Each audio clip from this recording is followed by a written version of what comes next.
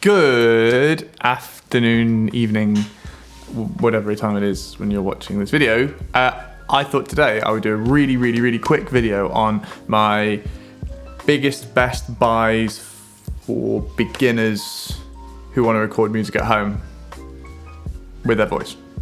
I think, or like guitar, I guess too. I realized, like, as a beginner or as someone entering into wanting to record their own voice or make music at home, there's a lot of companies trying to take your money, and not in like a nasty, malicious way, but it's really easy to like get sucked into spending thousands of pounds on equipment that you maybe don't need, or that would be like way too good, like just way overkill for what you need. The other side of the coin is there's going to be companies who are advertising super cheap products that you might buy and then have a really bad experience with. That definitely happened to me a lot of times, and I've been stung a lot over the years when I've bought things trying to be cheap and then they haven't lasted, or they've sounded pants or whatever. So here are my like top things that I would recommend to a beginner, and for some of them I'm going to recommend what I would personally spend my money on, and then I'll recommend a cheaper option as well, because I'm kind of the belief now that it's better to spend a little bit more money, not much, just like a little bit more, and get some quality with your purchase, rather than just spending like as little as possible and getting something a little bit crappy. Okay, so the first thing you're going to need obviously is a microphone. Here's a picture of what I'm recording with right now. Essentially, obviously, the microphone's the bit that you're going to sing into or play your guitar into or whatever to record your instrument, your voice, and get it onto your computer. I'd recommend spending a little bit of money, but not loads, but also not nothing on this, because it's obviously the most important part of the chain for you. It's the most important part of the process, is having something that's going to record your voice and make it sound really good. There's a company called SE that make some really top-end gear, actually, and that's the microphone I'm going to recommend you buy. I recommend you buy the SE X1S, I think. Not the A. The A is the cheaper one. I definitely recommend buying the S. And I'll make sure all links for everything I talk about in this video are in the description below. And I'm also going to make sure that none of them point you to Amazon, because we don't want to give Big Jeff any more of our cash. So they're all going to take you to Anderton's, which is an independent UK business, and they're just awesome guys at Anderton's. So some of them are even cheaper than buying it on Amazon, to be honest. So let's go to Anderton's and buy all our stuff from there, yeah? So the SE X1S comes as part of a pack. And in the pack, you can either just get the microphone, which is about £100, I think, or you can get a microphone, a pop shield, and a cradle. I'd really recommend, if you're a beginner, you buy the bundle pack. So a pop shield is something like this, which goes in front of your microphone and stops it sounding like pa or s. I'll give you an example. This is what it'll sound like without a pop shield. Police party. Why did I say police party? And this is what it'll sound like with a pop shield. Police party. Can you hear the difference? Like, one's like really horrible and one's not. Super simple. This one's a little bit more expensive, but the one that comes with the SEX1 pack is absolutely fine. Any pop shield really is fine. If you find one cheaper, go for that. You can even put a pair of tights around a wire coat hanger and that will work fine as well. It also comes with a cradle, which is like the wiry thing that you see the microphone in. That just stops it like picking up rumbly noise from the floorboards or anything else. So buy the pack. It's about £130 and it's a really good quality first microphone. My cheaper option on this is the AT2020 by Audio Technica. It's about £70, I think, maybe £79. I don't think it comes with a cradle, maybe it does. It's quite bright is the only thing I'd say, and I think the SE is a better option. If you're looking for super budget, go for the Audio Technica, but I would recommend the SE X1S. The second thing that you're going to need on your like recording your voice journey is something to hold the microphone up. Obviously, you're going to need a mic stand, a microphone stand. The biggest lesson you're going to learn if you get into music is every single mic stand on the market sucks. Every single one that I've ever tried is rubbish. They all droop, they don't stand upright, they tip over, except one, and that is the Hercules mic stand.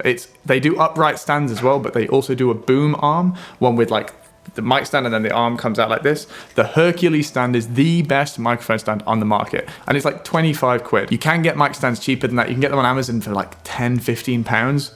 Honestly, please don't bother. Spend £25 and get one that's going to last you for the rest of your career. It's going to last you years. It'll never break on you. It'll never droop.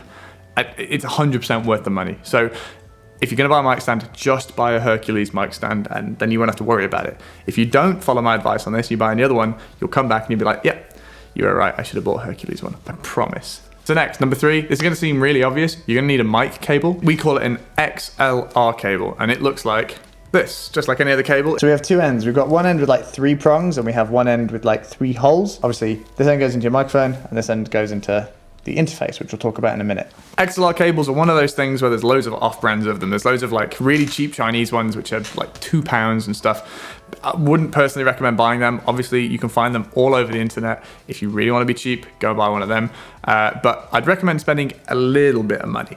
Not loads. Just buy a brand, any brand. Stag, you can buy Fender, you can buy, Thomann has one called T-Bone, like their own brand stuff. Any brand, just don't buy a no brand XLR cable. It should cost you about £10, £15 for 3 meters. You're probably not gonna need any longer than 3 meters. And it should last you a really long time, as long as you coil it properly. The reason I suggest you buy a branded cable opposed to like a cheap Chinese knockoff is the cheaper ones tend to, not always, but tend to last less time. They're gonna break a lot quicker, but also they're very noisy. So even when you're not plugging stuff into them, or like even when you're not making any noise through your mic, you're still gonna get a lot of like buzzing and humming, and you can turn lights on and then your cable starts making noises. It's really weird. Worth spending an extra £5–10. It's nothing in the grand scheme of things to make sure you get a cable that's just going to record your voice and no other noise. Okay, so let's just follow the chain a sec. We've got microphone on a stand through a cable. We need to plug it into our computer now, and obviously the XLR cable isn't going to go straight into the back of a computer into a USB socket. So we need something called an audio interface. An interface is just a fancy name for like XLR to USB, essentially. You're going to plug your microphone into the interface, and then out the back, that's going to go into your computer, and it's going to let you record like you can see on screen I'm doing through this microphone here. Interfaces range in price, and like the interface that I use day to day is about £1,000. You can get them for, I think, about £20 on some websites for some cheapo ones. That isn't going to be the one I recommend you today, and I think a lot of people might be frustrated with this because you can get interfaces really cheap. The one I'm going to recommend is the Scarlett 2i2. I'll explain why, but the reason you don't want to buy a really cheap one is kind of the same as the cable. It's not going to last you as long, they're going to be noisy when you don't plug stuff in, and also the more volume you add, the more noise you're going to get. Whereas the Scarlett, you can turn it up all the way and you'll get very little noise. That's the main benefit. The other reasons are all a bit scientific and they get a bit complex audio business, but basically turning something from like a noise in the air to computer talk, like digital, there's a conversion that has to happen, and the cheaper interfaces aren't very good at converting audio to digital, whereas the Scarlett's really, really good at it. It's going to set you back around £120. Like, I know that's quite a lot of money. I know it's going to cost you about the same as your microphone, which seems silly, but ultimately, if you buy a cheap one, your nice microphone's going to sound a bit pants. The good thing about buying the 2i2 opposed to the cheaper Scarlett Solo or other interfaces is that it's going to let you record 2 microphones at the same time. Right now that might seem a little bit excess, but let's think. You might want to record you and a friend. You might want to record an acoustic guitar with your voice. Or you might even want to record a normal electric guitar, plug it in and record your voice at the same time. The fact that you've got 2 inputs makes that possible. So I'd always recommend buying that so you've got that extra slot, because I guarantee you're going to use it at some point in the next few months if you're getting into recording. Interfaces are super easy to use, and I'll definitely do another video on how to get the most out of your Scarlett, but honestly, it's super self-explanatory and you're going to love it if you do pick one up. Okay, the final thing that you need to buy if you want to record yourself at home is a pair of headphones. Now why? Because you've got speakers on your computer, of course, but if you're singing and you want to record yourself, then how are you going to hear the music that you're singing to? If you play it out the speakers on your computer, the microphone's going to record it and you're going to end up with like your voice on the track, and it's all going to get really messy, right? You need to have headphones so you can listen to the music and sing without the microphone recording it out the speakers. So this is my recommendation for the best pair of headphones for a beginner. It's quite a hard one to recommend because headphones can get very expensive, and also they need to last you a really long time. Often headphones get bashed around and battered, and if I'm completely honest with you, you can use any pair of headphones for this. Like, I could recommend you Apple earbuds and they will do the job absolutely fine.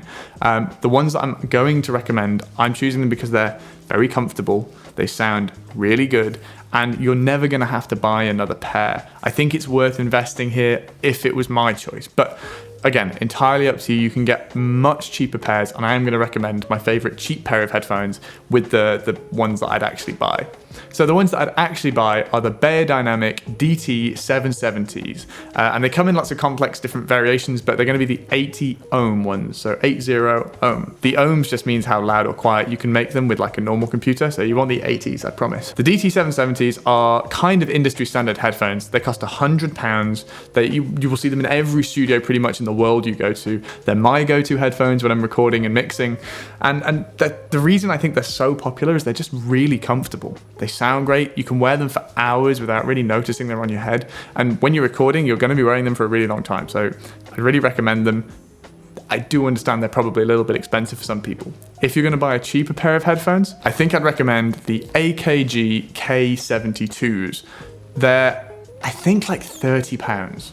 Probably more in budget for some people. They also sound great. They're also really comfortable. The only difference is they're probably not built as well and they don't sound quite as good, so they're not going to last you as long. Unless you look after them, of course, but there's a lot more plastic involved in the AKGs. The DTs are all metal and really nice foamy materials.